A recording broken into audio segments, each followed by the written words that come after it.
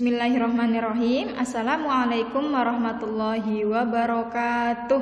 Selamat pagi semuanya. Jumpa lagi dengan saya, Bu Rizky, pada mata pelajaran matematika. Hari ini sudah memasuki pertemuan kelima, dan hari ini juga kita akan membahas tentang ogive. Nah, ogive itu sendiri termasuk salah satu bentuk penyajian data dalam bentuk grafik atau diagram, ya. Untuk tujuan pembelajaran kelima ini adalah yang pertama, setelah mengikuti proses pembelajaran ini, kalian diharapkan mampu memahami penyajian data dalam bentuk ogive. Setelah itu, kalian mampu membuat data acak ke dalam bentuk ogive, dan terakhir kalian mampu mempresentasikan hasil telaah tentang ogive ini. Oke, kita langsung saja kepada pengertian dari ogive. Nah, ogive itu bisa kalian lihat yaitu bentuk penyajian data dalam grafik berdasarkan data yang sudah disusun dalam bentuk tabel distribusi frekuensi kumulatif. Nah, ogive ini juga sering disebut grafik frekuensi meningkat karena cara pembuatannya dengan menjumlahkan frekuensi pada setiap kelas sebelumnya atau setelahnya, ya. Bentuk ogive ini hampir mirip poligon, ya. Dan sering disebut juga sebagai poligon distribusi frekuensi kumulatif. Nah, kurva ogive ini dibagi menjadi dua. Yang pertama, ogive positif, yang kedua, ogive negatif. Ogive positif itu kurva yang diperoleh dari frekuensi kumulatif kurang dari.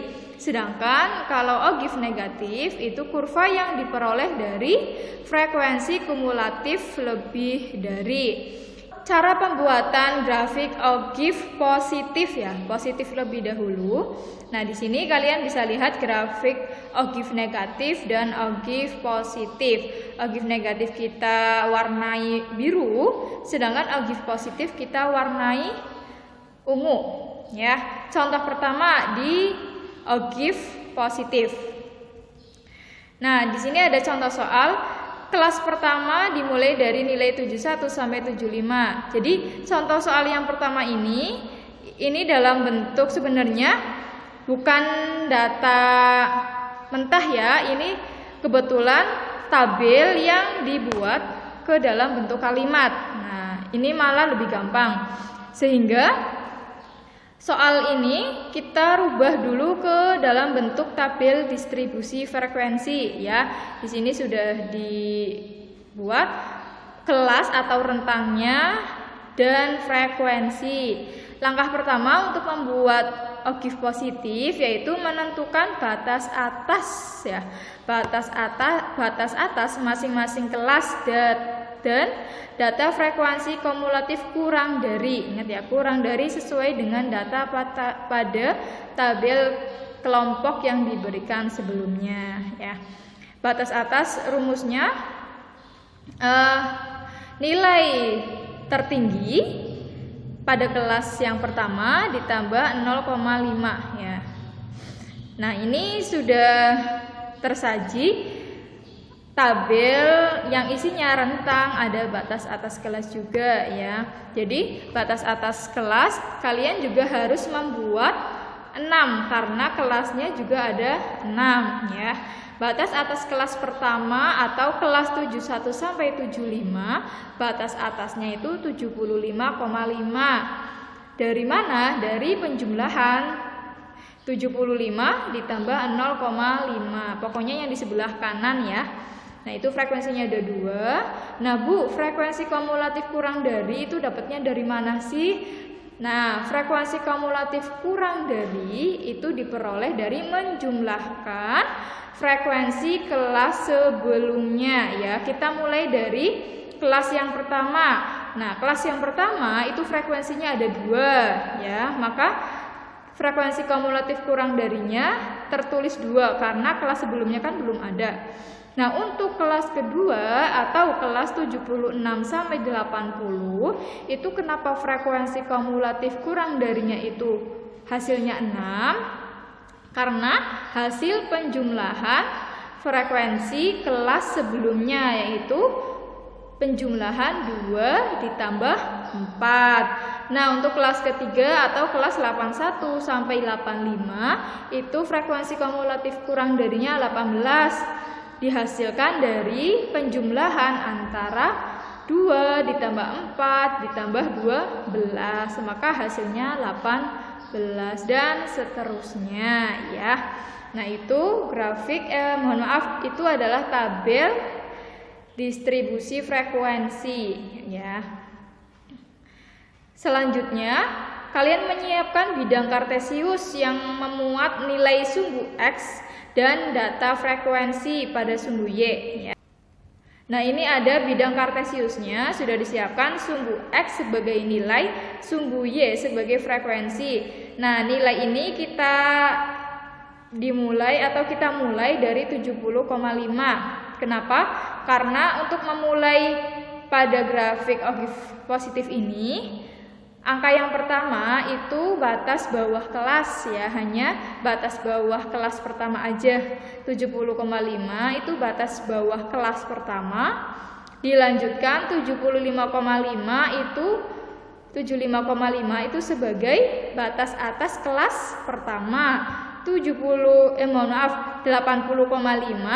itu batas atas kelas kedua ya, dan seterusnya.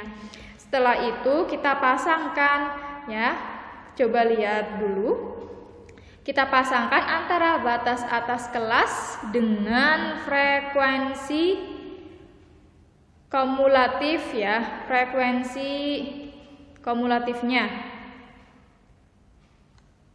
Oke, kita pasangkan batas atas kelas dengan frekuensi kumulatif kurang darinya. Yang dipakai hanya 2, yaitu batas atas kelas untuk sumbu X, frekuensi kumulatif kurang dari sebagai sumbu Y. Lalu kita pasangkan.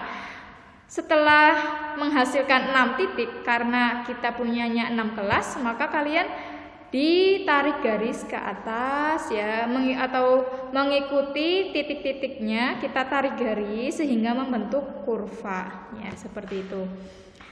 Nah, adapun contoh kedua juga sama. Yang pertama, coba kita lihat soalnya dulu. Kalau di contoh 2 kebetulan itu ada data mentah yang belum diolah ya. Ada 80 pengusaha ya.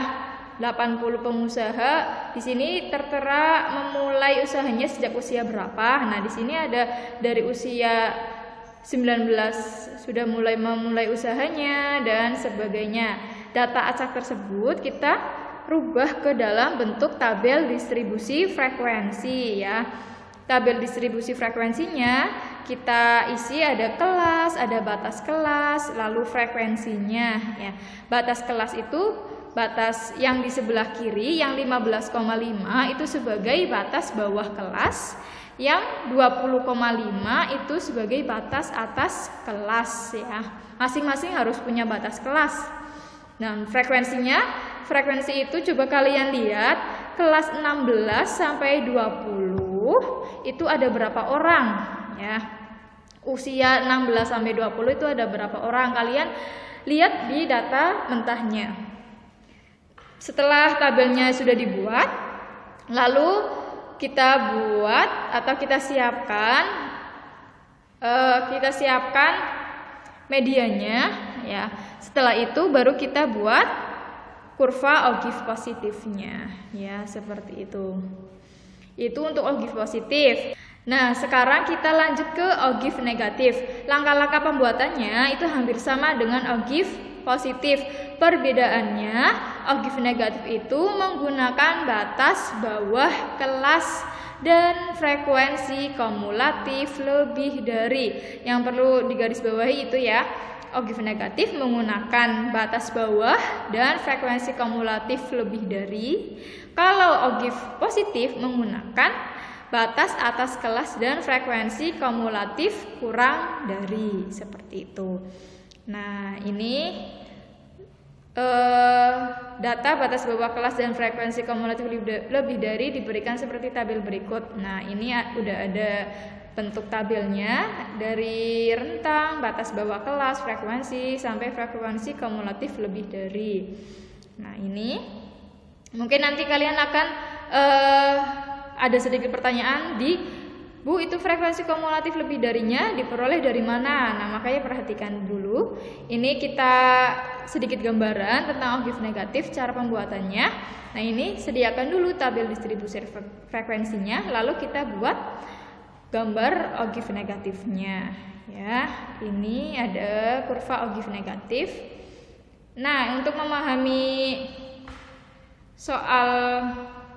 untuk memahami ogive negatif, kita bisa lihat di contoh berikut.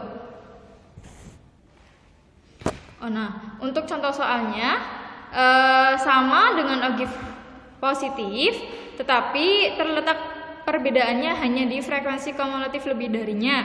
Ya, kita perhatikan lagi pada tabel ini.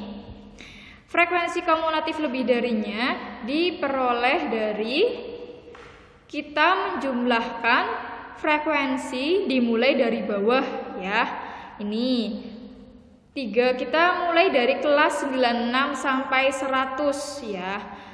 Frekuensinya ada 3, maka frekuensi kumulatif lebih darinya juga ada 3. Kita naik lagi ke atas ke 91 sampai 95. Frekuensinya ternyata ada 6. Nah, hasil frekuensi kumulatif lebih darinya, hasil penjumlahan dari 3 ditambah 6, maka hasilnya 9.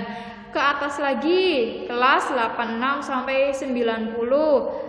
Frekuensinya ada 13, maka frekuensi kumulatif lebih darinya hasilnya 22 diperoleh dari penjumlahan 3 ditambah 6 lalu ditambah 13, hasilnya 22. Nah, ini setelah jadi tabel distribusi frekuensinya yang memuat ada rentang, ada batas bawah kelas, dan frekuensinya.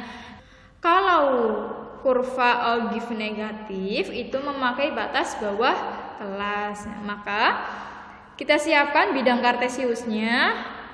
Selanjutnya kita pasangkan batas bawah kelas dengan frekuensi kumulatif lebih dari. Kita lihat grafiknya. Di sini 70,5 batas bawah kelas pertama dipasangkan dengan 40, ya.